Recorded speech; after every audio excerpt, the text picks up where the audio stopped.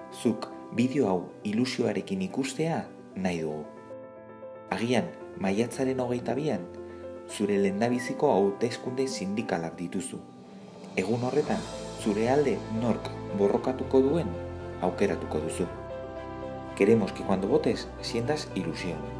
Ilusión por reivindicar que nos dejen trabajar, que confíen en los docentes de la educación pública. Ilusión para convencerles de que los insultos y las agresiones no son gajes de este oficio. Ilusión por conseguir menos burocracia y más docencia. Hay que reducir el papeleo que no nos deja preparar las clases. Ilusión porque en la pública necesitamos que se contrate profesorado, porque no dejamos a ningún alumno atrás. Ilusión porque vean que los interinos e interinas hacen el mismo trabajo, así que es de justicia que cobren el mismo sueldo. Ilusión por pedir que se saquen plazas a oposición, que sea un sistema que identifique a quienes sabemos que son buenos docentes.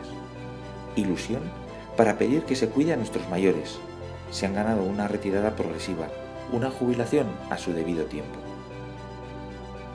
Botoa ematean zuk ilusioa sentitzea nahi dugu. Agian, maiatzaren 22an, botoa lehendabiziko aldiz emanen duzu. Joan zaitez irribarre batekin, ilusioarekin. Dena hobe joan dadila lortuko dugu.